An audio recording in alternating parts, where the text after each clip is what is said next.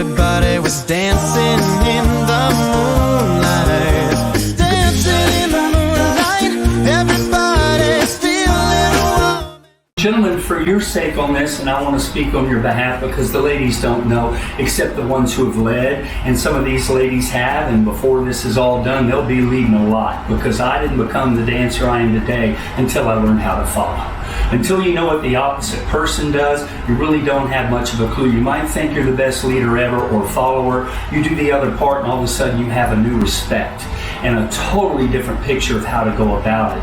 Any of these men who are leading real strong, they learn to follow and see what that feels like, they'll never do it again. So that's just one example. But while we're on the subject of this, I brought it up because when we're busy learning to lead guys, I know that there's no way that you could possibly look at the girl too often and not be distracted because you're busy either going 1 and 2, 3 and 4. So I get that. They're just talking about when you get like in swing, if I get to an open break here where I'm open, this is when I make eye contact. Obviously, I'm not going to be making eye contact here because look at me. Yeah. Now look at my posture. So I just wanted to clarify on eye contact, it's about balance. You do it some during the dance, and as one of them, I think Sherry said, of course we can't look at you the whole time because we're watching for other people. So gentlemen, the point that they're making, and I want to clarify, is during that 2 to 3 minute little capsule of time we're sharing together, make eye contact whenever you can, okay? And when you make eye contact, try not to go, Try to slow. right? Okay, unless you have a little indigestion, but let them know that's just me, it's not you. No, it's not you, really. No, it's important because you want to smile. So the eye contact doesn't matter if you just go, I'm just rocking, this is awesome. So you got to smile, that eye contact with a really nice smile. Now you've both made that connection. So that's going to happen, but not when you're new. So I just want to clarify, gentlemen especially, if you're tall like me, making eye contact is a little tricky when you're out on the dance floor. And I'm saying that because now I realize I don't look at them and they're probably like, what's wrong with him? Don't you look just the right amount? I do? Yeah, just the right amount. They're just being nice, but okay. Sometimes I think I don't because I am so busy in a waltz or a tango or a foxtrot where there's more traffic. I'm so busy, and of course, I'm going to borrow you for a minute. For future reference, we're doing like a foxtrot or a tango. Right now, I couldn't look at her if I had to because I've got to go here. If I look at her, I'm also now going to start to step on her because I'll get in line with her instead of being in our offset dance position that we talked about. So keep that in mind. Looking is you can sprinkle that in. And I couldn't emphasize enough, I'm so glad they brought it up because it brings couples more together. You feel like that person was having a good time and they smiled back at you. So a few other ideas, any of you thought of any you'd like to talk about that makes a great dance evening? I think we talked earlier, walking out of a venue with your friends, sweaty, having a good time, talking about the band and how good they were. That's also something that I call it happy sweat. Yeah, happy sweat. That's right. It really is. There's a study that was done, and I'm not just making it up, you can look this up, and they found that people, when they do a half hour of social / ballroom, whatever you want to call it, dancing, it's equivalent of walking for 3 hours. Because during that 30 minutes, and we're talking about dancing for that 30 minutes. When you're dancing, you're usually having fun. It's not like you're at the gym and you're in front of a mirror going, or doing some kind of exercise.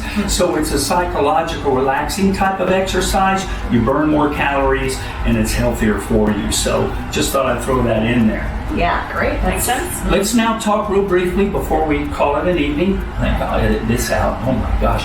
And what else? The best part of this is the laughs afterwards. They're like, oh, they're having a good time. He picked his nose. Of course. And then you touched me. And then you touched me. And then you touched me. Somehow I don't think it really had the same effect. So, the other thing we want to talk about,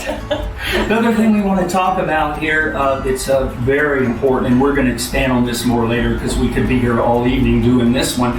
And this is what is it like when it wasn't a great night? Maybe some things had happened that you would like to see not happen again, you know, and not necessarily any personal thing, but what you like generally speaking. Who wants to go first?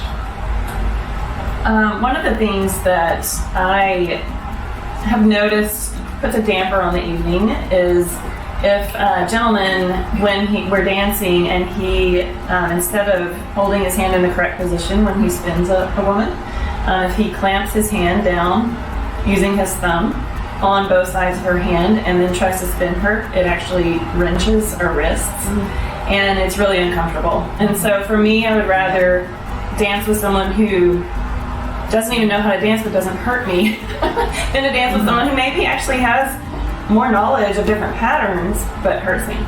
So that's one thing that makes These ladies are so sweet. You can hear when they're talking. This is why I have them as part of the Upbeat gang here and the Upbeat girls. She got to the truth, but it took her a little while. She softened. She said it's uncomfortable. No, it hurts. Okay? It hurts.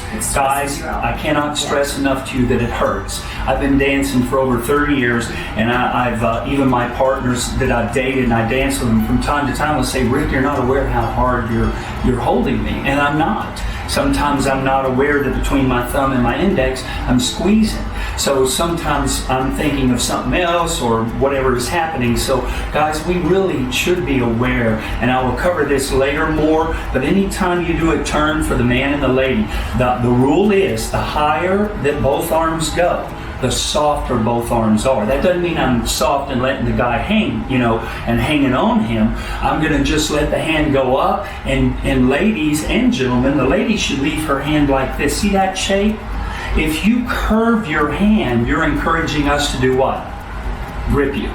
You're saying grip me. If I put my hand in her hand and I curve, she'll usually reciprocate, okay? So gentlemen, for the ladies, I'm saying keep your hand just straight. Do it like this. If you just kept your hand straight, actually you can take your hand, I don't want to get into teaching too much here, but if you arch it like this and don't do anything, just leave it arched. Go ahead and do that going under.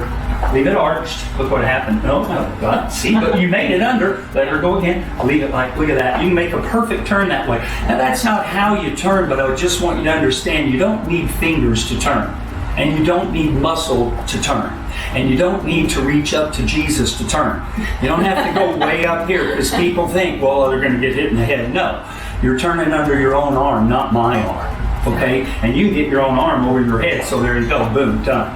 All right? So that's what she's talking about, wrenching. Let's get back. I'm sorry I got off the subject. So it needs to be comfortable, is what she was saying. Yes. Ladies, what else is not fun? Well, mine is in that same vein, like just in general. I don't want to be shoved around or hoisted around. Like, muscled. I don't want to be muscled. And that doesn't make me happy or feel joyful. It actually makes me feel like I don't know what I'm doing.